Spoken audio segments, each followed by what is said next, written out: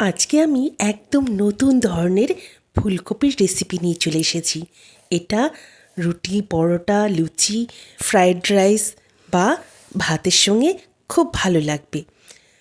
এখানে আমি একটা মাঝারি সাইজের ফুলকপি এইভাবে কেটে নিয়েছি, সেটা নুন হলুদ দিয়ে ভাপিয়ে রেখেছি।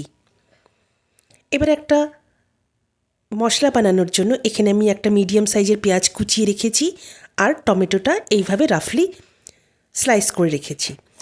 এবার বেরেস্তা বানানোর জন্য এই পেঁয়াজটা আমি এইভাবে লম্বা লম্বা কেটে নিয়েছি। একটা মশলা বানাতে হবে। এখানে আমি কিছু 2-3টে কাজু আর আমার কাছে ভাজা আমন্ড ছিল অন্য পারপাসে, তো ভাবলাম এখানেই ব্যবহার করি। ভেতরে কিন্তু একদম সাদা রয়েছে, কাঁচাই একটু রোস্টেড। তোমরা চাইলে শুধু কাজু বাদাম নিতে পারো বা শুধু আমন্ড নিতে পারো বা দুটো মিশিয়ে আমার মতো নিতে পারো। 1 চামচ নিয়ে নিয়েছি এখানে মগজদানা আর 1.5 চামচ নিয়ে নিয়েছি পোস্ত। এগুলোকে আমি আধ ঘন্টা আগে ভিজিয়ে রেখেছিলাম। এবার ওইগুলোকে পেস্ট করে নেব মিক্সিতে।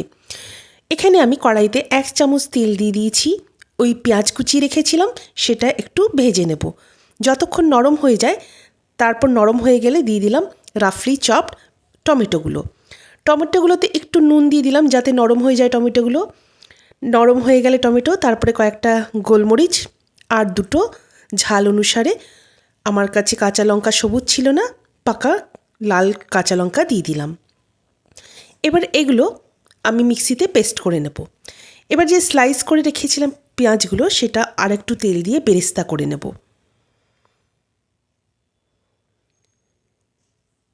এগুলো একটু ভেজে নেব নাড়াচাড়া করে। এই রেসিপিটা একদম নতুন ধরনের আর অপূর্ব খেতে। দেখো বেরেস্তাটা হয়ে গেছে, এবার এটা তুলে নিলাম। কড়াইতে আর একটু সামান্য 1 চামচ মতো তেল দিয়ে ওই ভাপিয়ে রাখা ফুলকপিটা একটু ভেজে নেব। খুব বেশি তেল দিচ্ছি না আমি। এবার এটা ভেজে নেওয়ার পর হালকা করেই ভাজলাম, তুলে নিচ্ছি। কড়াইতে 2 চামচ মতো তেল দিয়ে তাতে গোটা জিরে ফোড়ন দিলাম, একটা তেজপাতা, একটা এলাচ, দুটো লবঙ্গ, ছোট একটা দারচিনি। ফোড়ন দেওয়ার পর নাড়াচাড়া করে দিয়ে দেব রসুন ও আদার পেস্ট। এটা একটু নাড়াচাড়া করে ভেজে নেব। রসুনের কাঁচা গন্ধটা চলে গেলে এবার দিয়ে দেব ওই বাদামের পেস্ট আর যে পেঁয়াজ টমেটোর পেস্টটা করেছিলাম সেটা একসঙ্গে দিয়ে দিলাম। মিক্সি জারটা ধুয়েও দিয়ে দিলাম। এবার একটু 30 সেকেন্ড মতন নাড়াচাড়া করে দিয়ে দিচ্ছি কিছু গুঁড়ো মশলা। 1 চামচ জিরে গুঁড়ো, 1 চামচ ধনে গুঁড়ো, 1 চামচ হলুদ গুঁড়ো, 1 চামচ কাশ্মীরি লঙ্কা গুঁড়ো। তোমরা চাইলে এখানে ঝালের জন্য 1 চামচ বা হাফ চামচ লাল লঙ্কা গুঁড়োও দিতে পারো। এবার মশলাটা দিয়ে ভালো করে কষিয়ে নেব। 1 মিনিট মতন একটু কষিয়ে নেব আগে। এবার দিয়ে দেবো স্বাদের জন্য একটু চিনি আর স্বাদ অনুসারে নুন। এবার দিয়ে দিলাম ফুলকপি ভাজাটা। এবার হালকা হাতে নাড়াচাড়া করব যাতে ফুলকপিটা ভেঙে না যায়। ফুলকপি দিয়ে আর একটু 30 সেকেন্ড মতন কষাবো। দেখো খুব সুন্দর কষানো হয়ে গেছে। এবার এর মধ্যে গরম জল দেব, ছোট বাটির 1 বাটি। এটা কেমন হয়েছে অবশ্যই আমাকে জানিও। আর এই রেসিপিটার জন্য তোমরা আমাকে 10-এর মধ্যে কত নাম্বার দেবে অবশ্যই জানিও।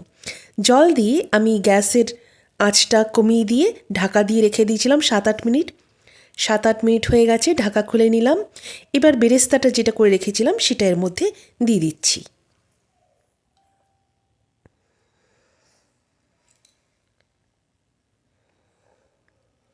এবার দিয়ে দেব আমি কসুরি মেথি হালকা করে রোস্ট করে নিয়েছিলাম, 1.5 চামচ মতো কসুরি মেথি এর মধ্যে দিয়ে দিচ্ছি। গ্যাসের ফ্লেমটা অফ করে দিয়েছি। এবার দিয়ে দিলাম 1 চামচ গরম মশলা গুঁড়ো আর দিয়ে দেব 2 চামচ মতো ঘি। এটা যে কোনো বিশেষ দিনে তোমরা কিন্তু রান্না করে কিন্তু সবার প্রশংসা পেতে পারো। আমি গ্যারান্টি দিচ্ছি, যে খাবে সে কিন্তু প্রশংসা না করে থামবে না। এবার সার্ভিং বাউলে ট্রান্সফার করে দিলাম। গরম গরম ভাতে বা রুটি পরোটার সঙ্গে জমে যাবে। তোমাদের কেমন লাগলো অবশ্যই জানিও। ভালো থেকো তোমরা, আবার দেখা হবে।